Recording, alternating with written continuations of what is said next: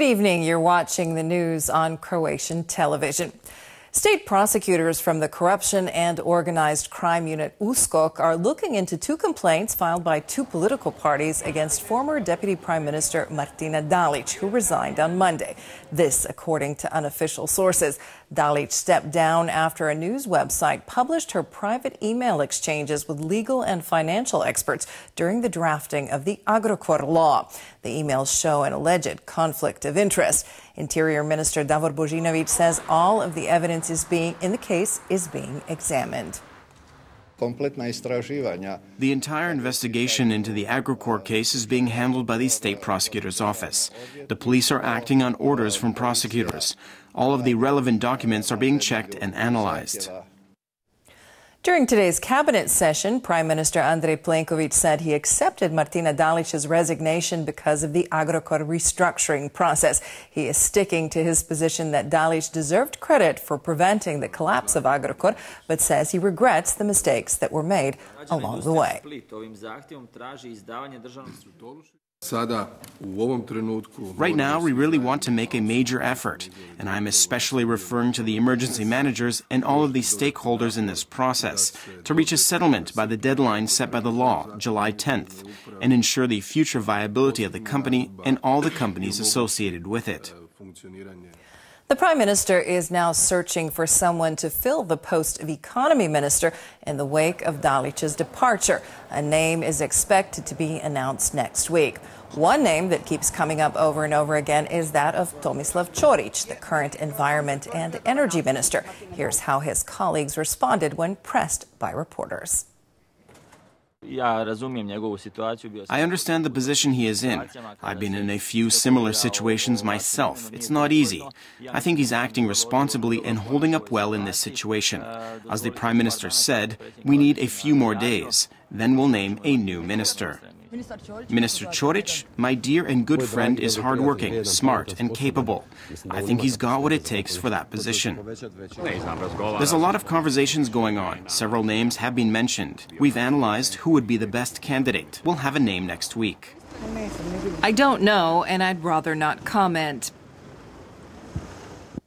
Opposition lawmakers are angry that two Agrokor-related issues are not coming to the floor of the Sabor because the Speaker is refusing to put them on the agenda. SDP leader Davor Bernardić and Živi Zid leader Ivan Vilibor Sinčić both called for snap elections. It is clear that information was being traded and that things were set up to benefit certain individuals. That is abuse of power under the law. May I remind you that covering up a crime is also a punishable offense under Croatian law. Buying time, downplaying what happened, and diverting to other issues will not work. Croatia cannot be held hostage by one man. We are demanding the entire government step down. We want new elections. That is the only fair thing to do right now. It is our responsibility towards the political system. The trust of Croatian citizens in their politicians must be restored. Unhappy with the way Davor Bernardić is leading the party, longtime SDP member Zdravko Ronko has decided to turn independent. He says he's not crossing over to the HDZ, but that he will support the government to avoid a snap election and any hopes Bernardić may have of forming a grand coalition. I'm the last person who would support the HDZ. They are my opponents, my rivals, and there is no mercy here. But if need be, I will back the devil, even the HDZ, to avoid snap elections. You want to stop a grand coalition? Absolutely. I want to stop a grand coalition, especially if Bernardić is in it and again gets a cushy position for himself. EU leaders are gathered in Bulgaria ahead of tomorrow's summit with Western Balkan leaders, the first such meeting in 15 years. Prime Minister Plenković met with his Bulgarian counterpart Bojko Borisov. He also said that the EU candidates need to be aware of what awaits them in economic terms after joining the bloc. For Croatia, as a country that supports further enlargement and is helping its neighbors, this is a shift in focus towards a region that was on the back burner for many years. We have announced that in 2020, during our EU presidency, we will hold another meeting in Zagreb like we did in 2000, pledging strong support for our neighbors in their efforts to join the EU. In sports, Dinamo Zagreb has a new coach, Nenad Bjelica. Bjelica was named after Nikola Jurčević was fired yesterday. He had been at the club for only 2 months. The 46-year-old Osijek native has signed a 2-year contract with the club. The goal is to elevate the confidence of players ahead of the Croatia Cup final against Hajduk next Wednesday.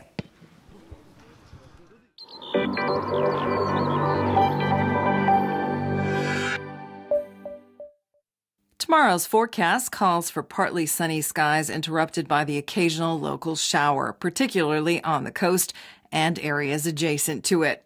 There will be a light to moderate southeasterly wind along the shore during the day. Some areas may see a light east-northeasterly in the morning.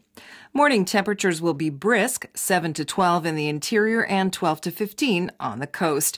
Daytime temperatures will be slightly warmer than today's, between 20 and 24 for most of the country and around 17 in the mountains. A similar weather pattern will continue over the coming days in the interior with a few more sunny spells. However, there will be afternoon showers, especially in the west. Light breezes and temperatures will be slightly warmer. On the coast, it will be mostly sunny with a small chance of local afternoon showers. There will be a light to moderate northwesterly wind until Saturday, when a northeasterly will sweep in. Temperatures will be rising.